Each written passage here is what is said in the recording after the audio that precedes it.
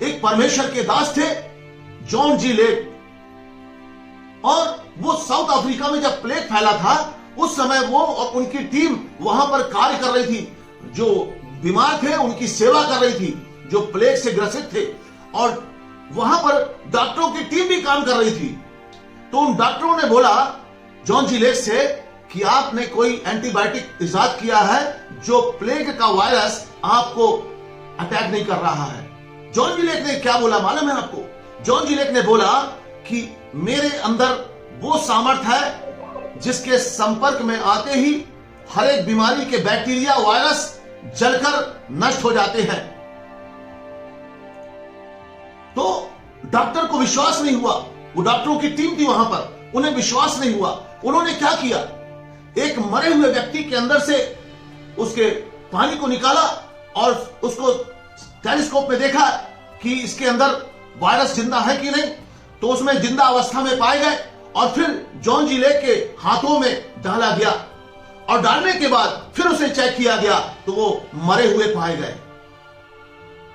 जिसके अंदर परमेश्वर की सामर्थ है, जिसके साथ इमानुएल परमेश्वर है, जो वचन में कहता है देखो जगत के अंत तक सदैव मैं तुम्हारे संग हूं, मैं कभी तुम्हें ना छोड़ूंगा ना कभी त्यागूंगा, उसका नाम इमानुएल रखा जाएगा, यानी परमेश्वर हमारे साथ है। कितनी गहरी बात लिखी हुई है। फिर भी हम परेशान रहते हैं, फिर भी हम तड़पते रहते हैं, फिर भी हम ढूंढते रहते हैं कि कोई तो हमारी मदद कर दे, कोई तो प्रार्थना कर दे। मैं आपको बताना चाहता हूं, जब मैंने जॉन जी लेक का ये वाक्य पढ़ा, ये मेरे अंदर जहन में बस गया। कितनी बड़ी बात जॉन जी लेक ने बोली कि मुझ में परमेश्वर की वो सामर्थ है जिसके संपर्क में आते ही हर एक बीमारी के बैक्टीरिया वायरस जलकर नष्ट हो जाते हैं, खाक में मिल जाते हैं। बाइबल कहती है हम परमेश्वर की संतान है, कोई दुष्ट की शक्ति हमें छू नहीं सकती। एक बार मैं दिल्ली जाना था मुझे, और 2 दिन बाद मेरी ट्रेन थी। मेरे यहां बुधवार को मीटिंग हुआ करती थी। तो बुधवार को सवेरे से मुझे बुखार सा लगने लगा, मुंह कड़वा कड़वा और शरीर एकदम ढीला ढीला अजीब टाइप का महसूस हो रहा था, और मुझे दिल्ली जाना बहुत जरूरी था।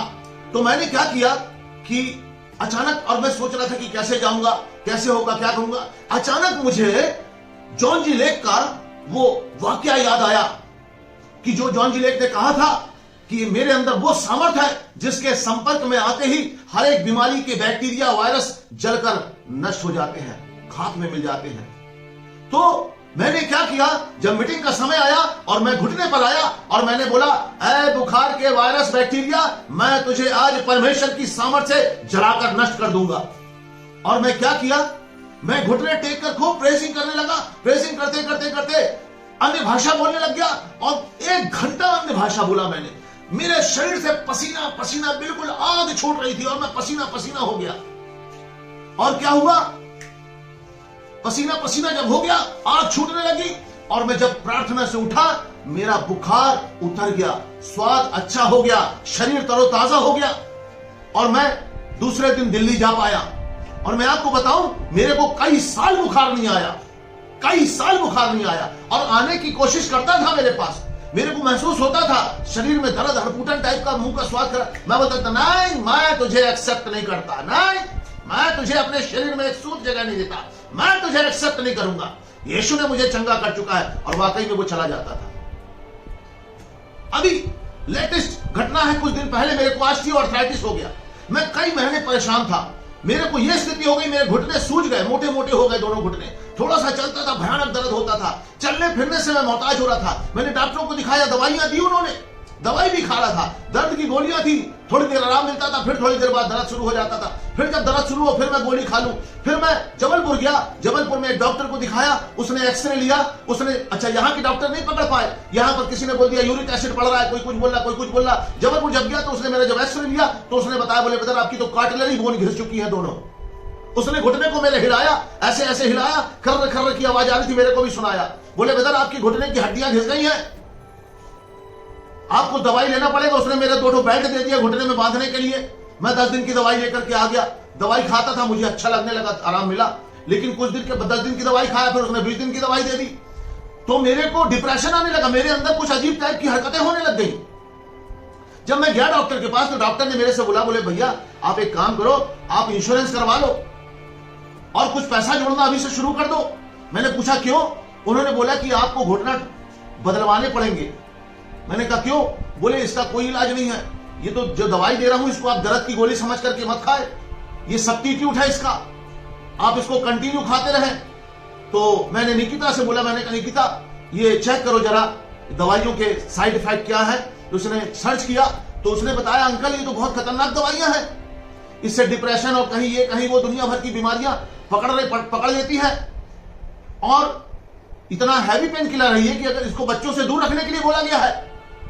तो मैंने क्या किया, उस दिन तो मैंने एक गोली खा ली थी, लेकिन मैंने दवाई की पन्नी पकड़ी और बहुत जोर से फेंका, दीवार में टकरा करके गिरी और मैंने उसी दिन घोषणा करी आज से मैं कोई दर्द की गोली नहीं खाऊंगा।